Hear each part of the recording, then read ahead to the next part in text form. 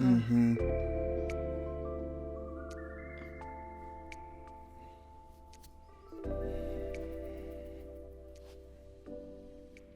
Yeah.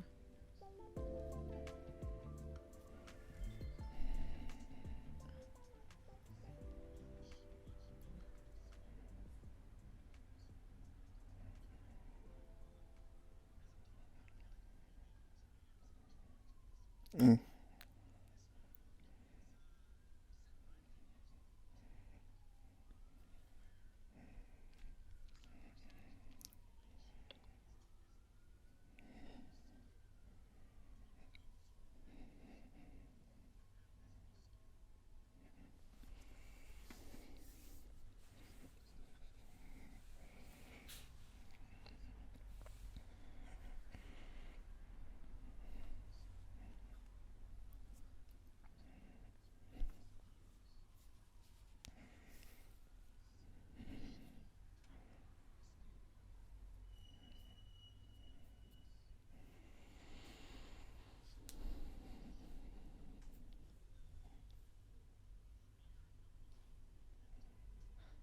Mm-hmm.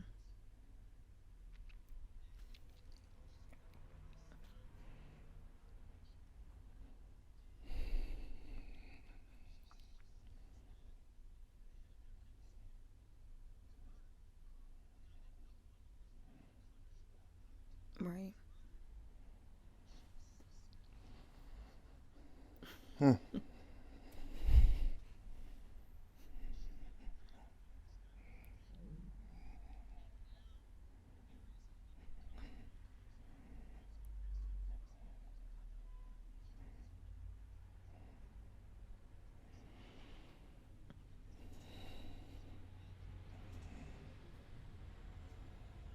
Mm-hmm. Mm-hmm.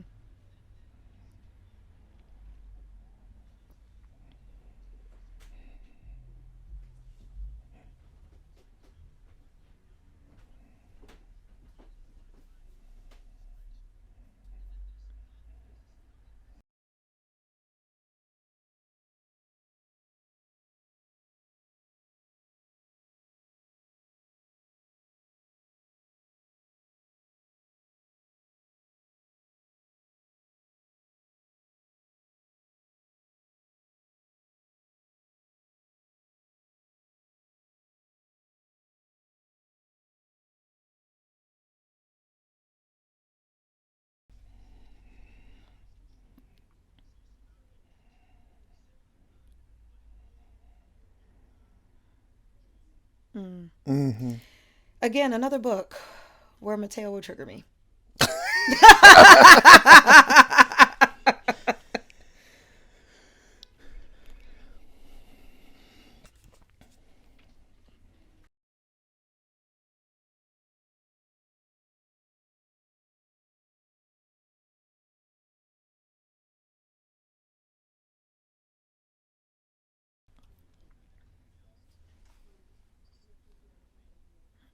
And I think that's what's so interesting Mm. because it's like we have, you know, there's this person in my life who's like, oh, I love Octavia Butler. I love her. Oh, what have you read? Oh, I read Parable of the Sower. It was amazing. I was like, yeah, what else?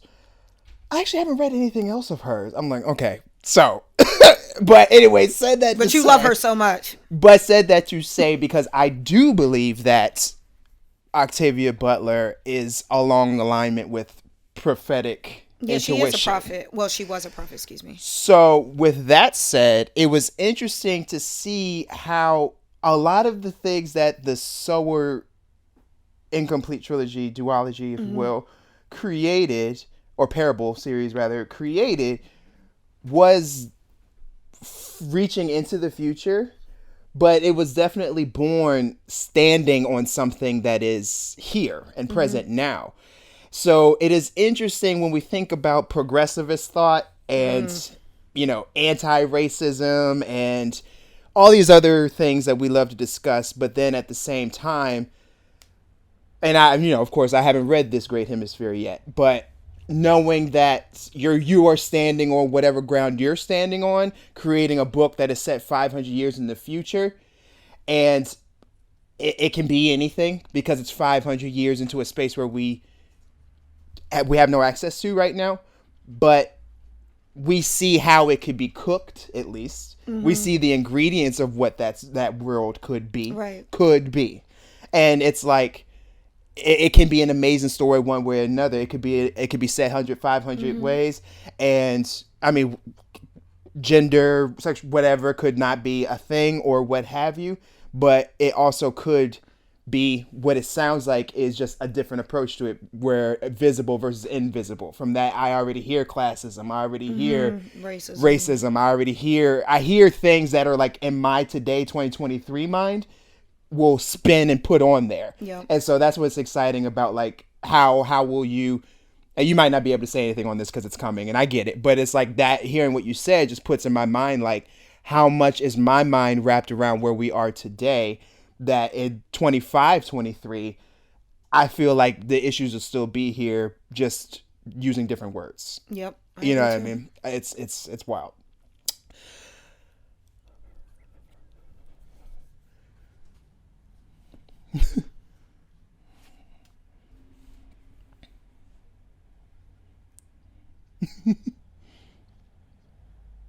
Mm-hmm. Mm-hmm.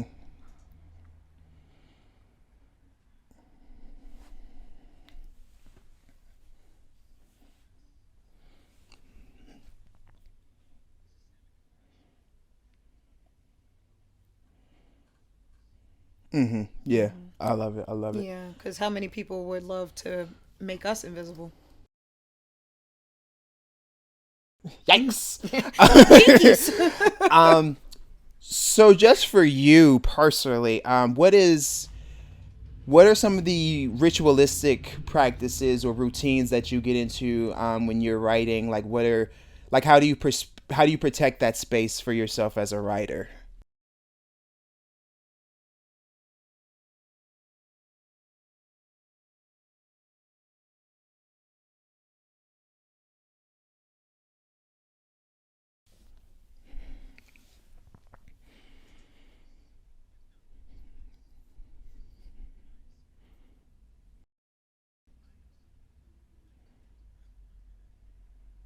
Yeah.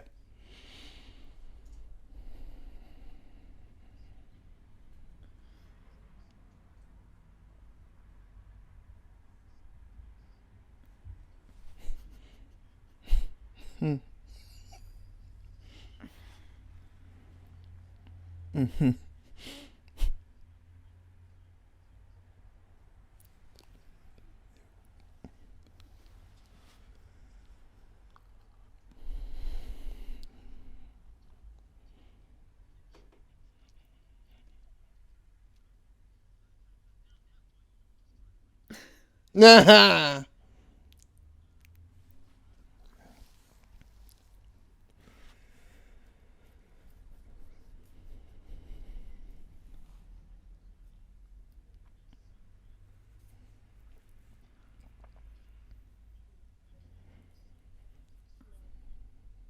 Yeah.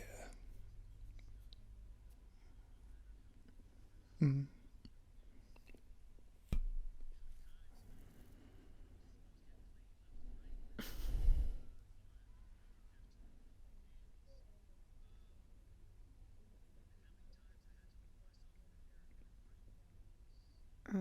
Mm-hmm.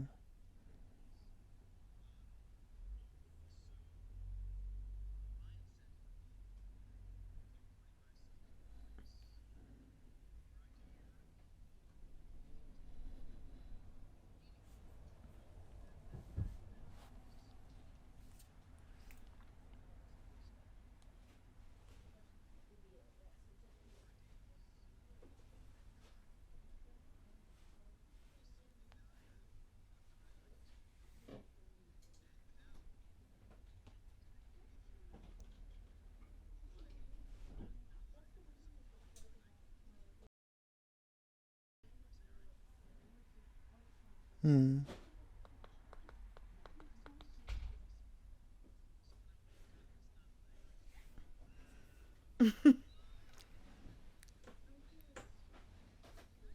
Yeah.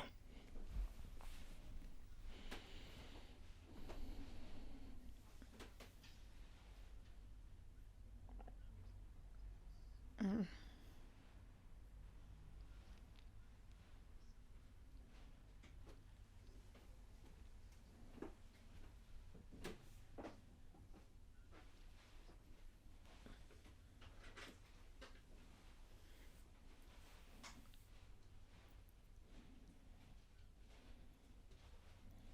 Mm.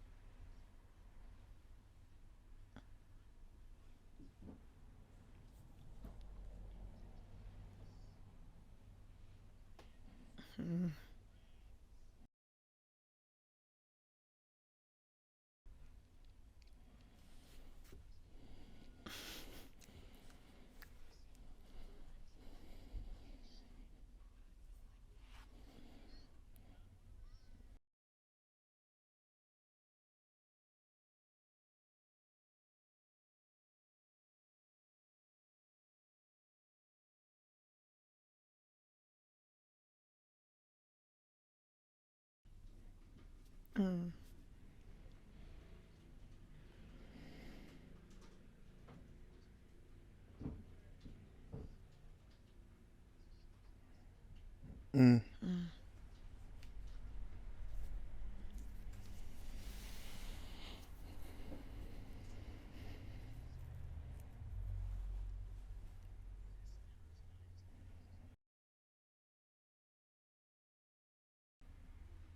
Mm.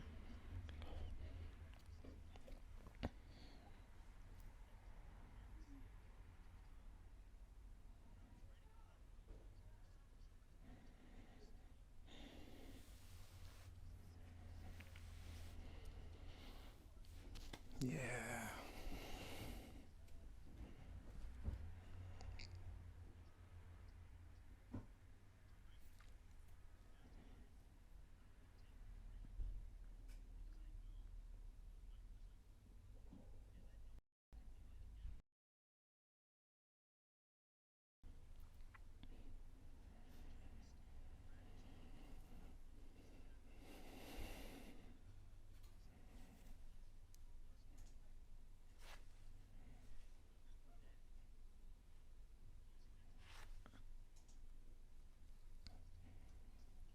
Mm.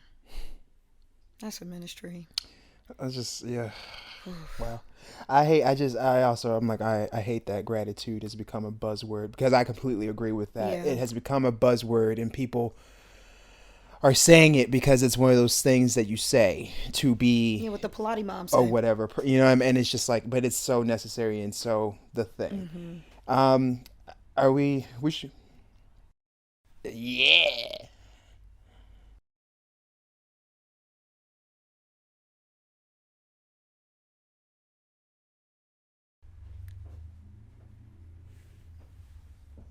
Where,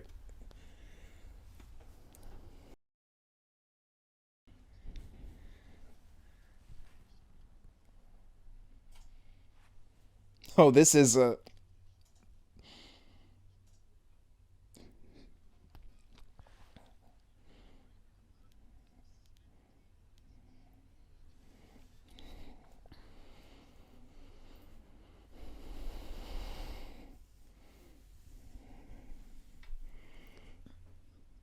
Mm-hmm.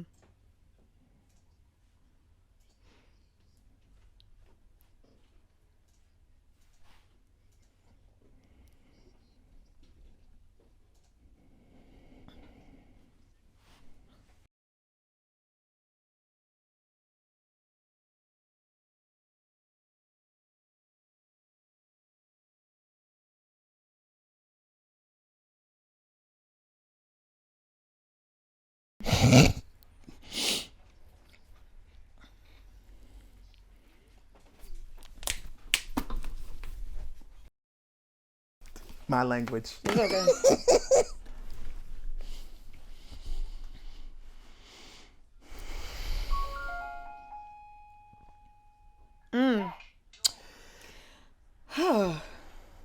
You know what I like? I tend now to gravitate to authors who lived a life before they started to write. Um, Disha's a perfect example of that. You are a perfect example of that. Um, Honestly, Jasmine Guillory is also another example of that. Jasmine Ward, throw that up in Oh, there Jasmine too. Ward too. And so for me, as I navigate myself or how I gravitate to certain work, I just love authenticity, but I also think we losing recipes because everything has been commodified so much that we are losing artist development and also development of self because we have so much pressure on all of us to show up in certain ways to be amenable, especially if you black. You have to be approachable but also down. That like black people still think you still with them, but the white people still invite you. And for me, That's what we were talking about there. I've realized a lot of my work, I just say a lot of stuff and people think I'm joking.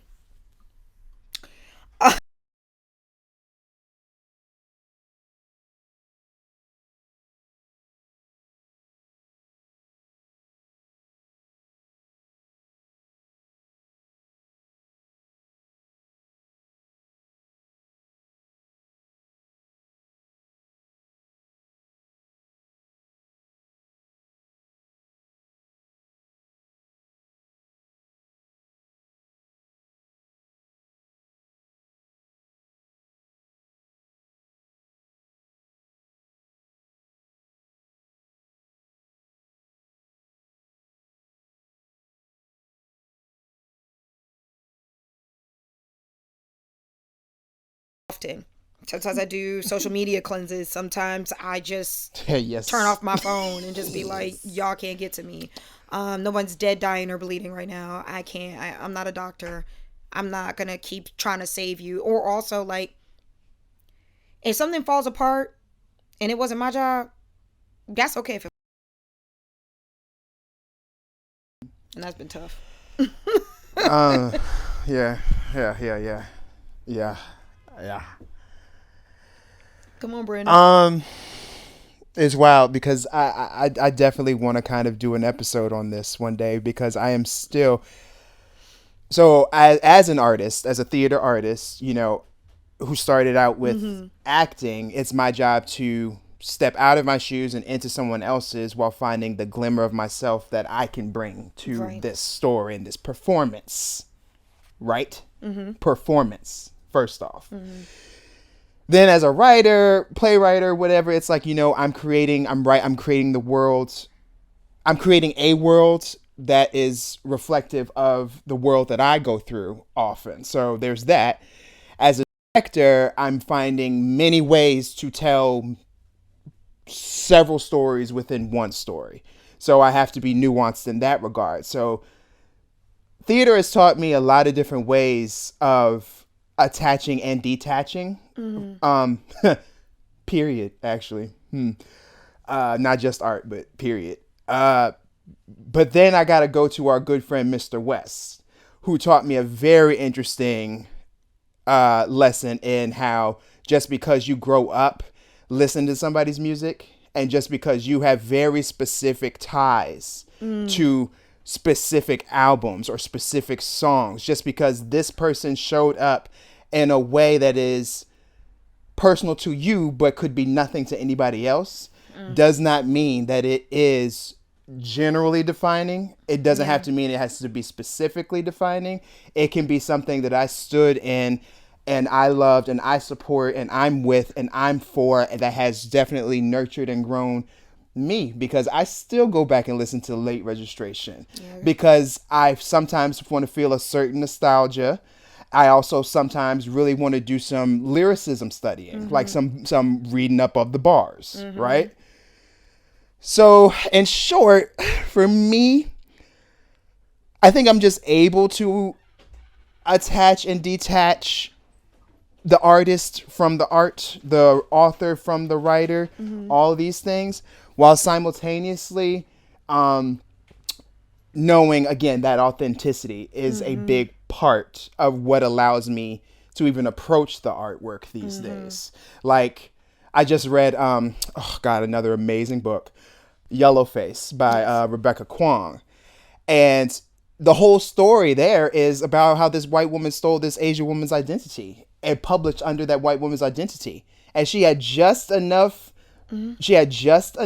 reasonable doubt to and was the right side of the hand, right? To be able to make it as far as she did. And Yeah. I'm gonna leave that right there because everybody needs to pick up that doggone Yeah, book. you did tell me That that. should be required reading.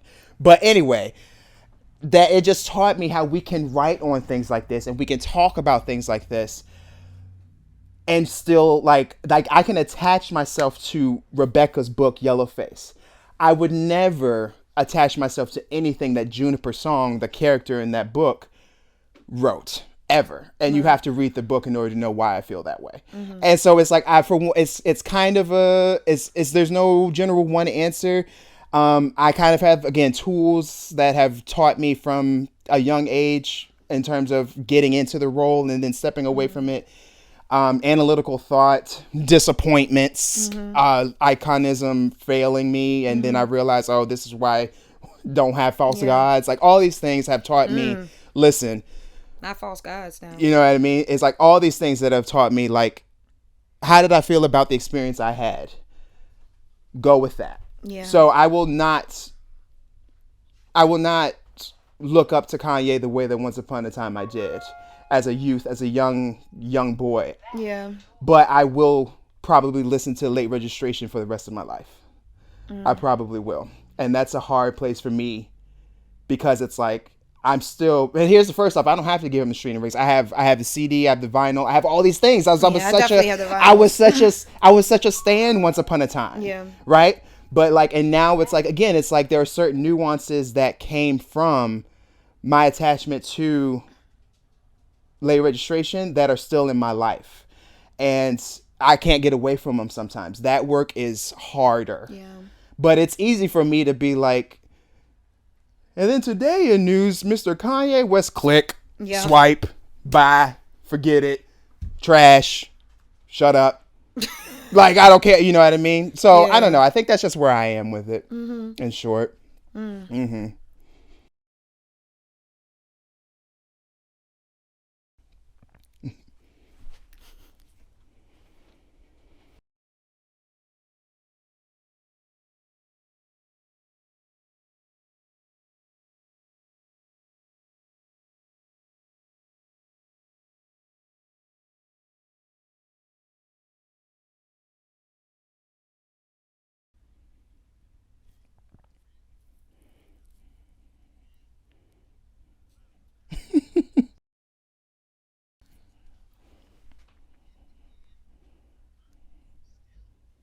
too. Yep. As you knew. Right. Exactly. Exactly. Mm-hmm.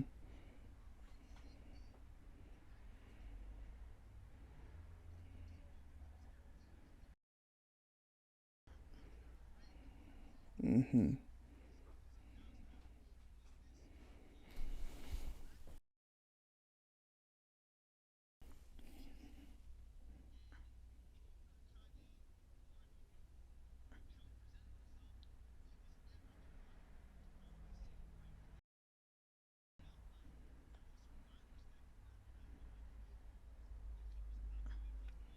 Mm-hmm. He was. Yep.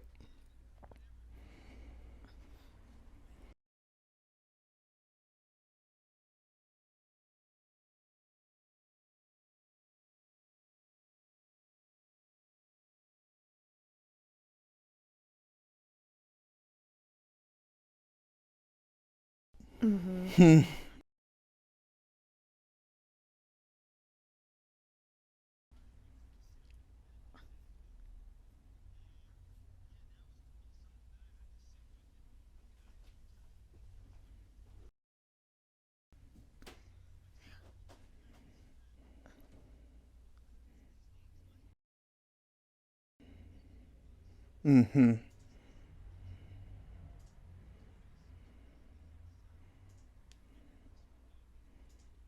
It's okay for me to be Yeah. myself, Yes. mother. Ugh. Think to college dropout, and everybody can like. I can rap that whole album, but like, what the first line that comes to my head is like, "Whew, they made us hate ourselves and love their wealth." That's why Shorty's hollering where the ball is at. Like, Mm-hmm. oh my God. Like, it's like drug dealer by woo, crack. And the white man get paid off for all of that. It's just like when you think about the entire album and his albums, it's the same thing that I feel like if we're bringing it back to your book, like ambition can corrupt. And I feel like that all the time. And I'm like getting emotional. Like, it's not crazy to think. 'Cause I'm getting emotional thinking about how Kanye really did touch my life in a lot of ways and made me the activist that I am today. And it's like now he's not showing up as Yes. the activist that I remember him to be. And like, even if you think about Watch the Throne, whenever I'm about to go to a meeting and I'm about to go in there and I'm like, what you, what you mean? I'm like, and I'm like, yeah, white America trying to assassinate my character. I'm like, yeah, I'm bumping it in the car. And I'm like, yeah, let's go. I'm about to kill this meeting. I'm about to go. Oh Lord. But I just think about it all the time. And I'm like, Kanye, you really had to put the battery in my back that I can show up for my people authentically as myself, but not offend anybody else just because I'm showing up for my people. That's the line he's not connecting for me. Mm-hmm. And it just shows that how important family was and how when, to be honest, that's why I think Black Buck Connected is like when you don't, when Darren lost that connection to his girlfriend, when he lost his connection to Jason, to his mom, he lost himself. And he got swirled up in this capitalism, white male, egotistical mindset that he's alone. He don't need nobody. He just need himself. And I feel like we're approaching where we have to wrap up. Yeah. But this is one of the questions that I really want because that I think is the biggest part where Darren and I intersect. I secluded myself and excluded myself for spaces that were created not for me but created with me in mind and nurtured, and I removed myself so that I could go chase that. So I don't know, it's like what, maybe this will be our last healing bit. It's like what do we want, what do we say to people who feel like for some reason they have to uproot themselves from their actual garden to put themselves inside of a pot? Oh, I don't get it because it's something, again, I had to ask myself that, and I'm still asking myself that because that healing work that sorry, I'm a nerd.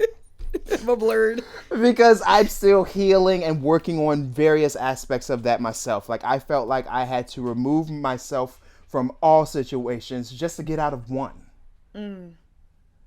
So I don't know, and it's like, and it was driven by this ambitious, I'm bigger, better, can do more than this thing, and so it's like, where's the balance? How do we go in with a scalpel, versus just being like throw the whole thing away? I mean, we I don't cuss know. on this pod, but you ain't shit without community. Without community, yeah. Yep.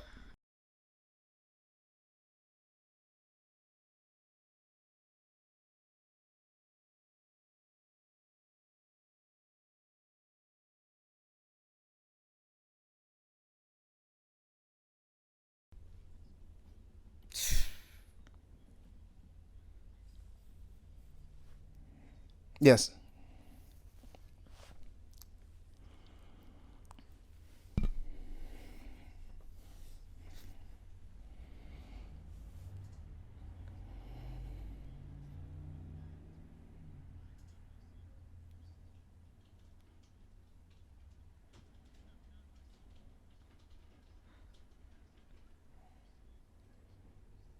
It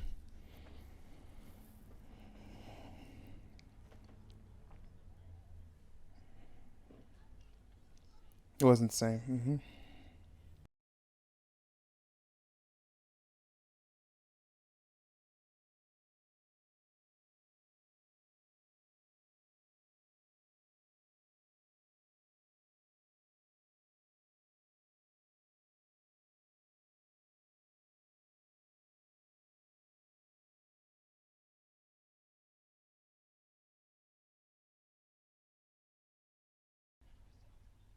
Leading it. Right. Yes. Yes. Right. I feel that too.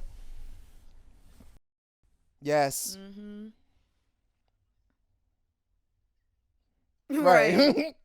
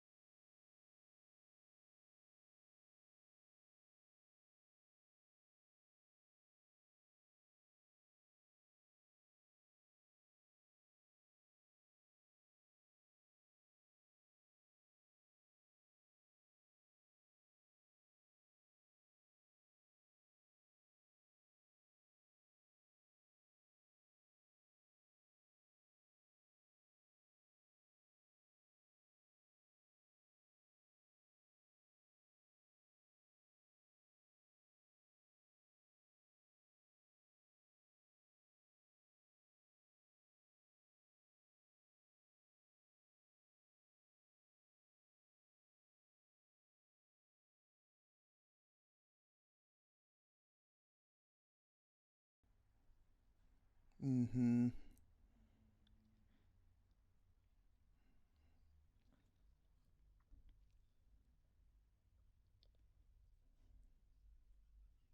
Yeah. Mm-hmm.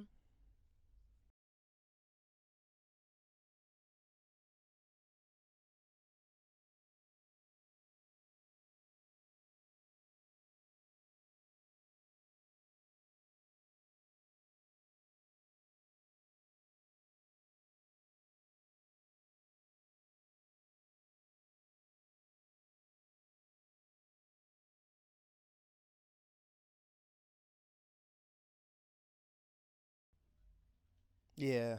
Yeah. Mm. Mm-hmm.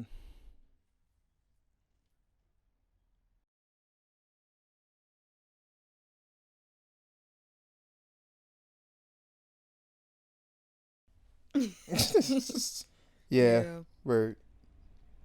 Oh, whew. Yeah. Woo. Not you healing me. I mean, I'm look, about to look, look. We cry. we we we we gonna have to let our brother go Yeah, we're because gonna we have to let got our brother in Christ we go. got to. Yeah, I'm in need for a long walk. A Jill Me Scott too. long walk. I mean, like, Right. It's-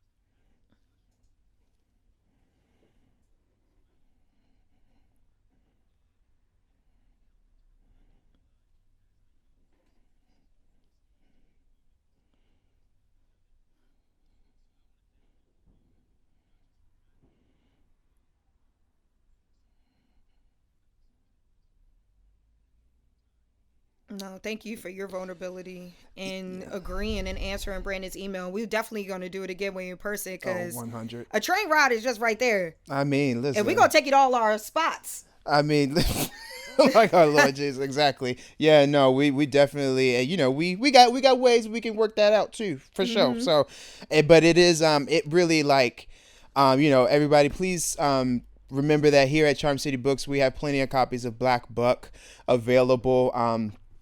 I read this. I went on my personal shelf the other day, Mm-hmm. and I realized I have a hard copy.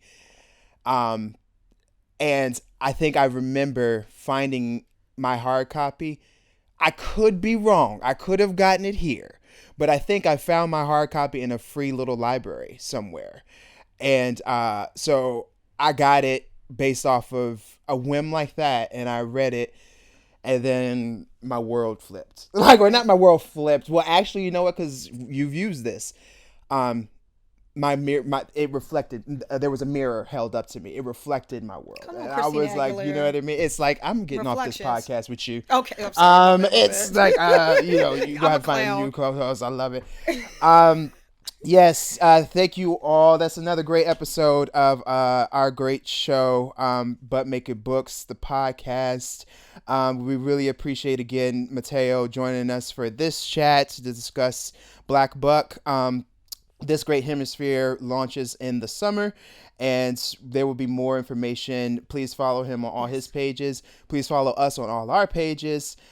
And keep bookishly healing, y'all. keep on bookishly healing through life. Thanks, Mateo. Be easy. Thank you.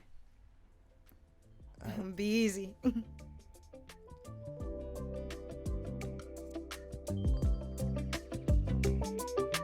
Hey y'all, it's Niccara. Thank you so much for listening to the episode. If you like it, please make sure you review, rate, and subscribe to our podcast. Of course, sharing is caring, so make sure you share with your friends and let everyone know to come into Charm City Books to get our recommendation. And thank you so much for listening again, and I'll see y'all. Be good.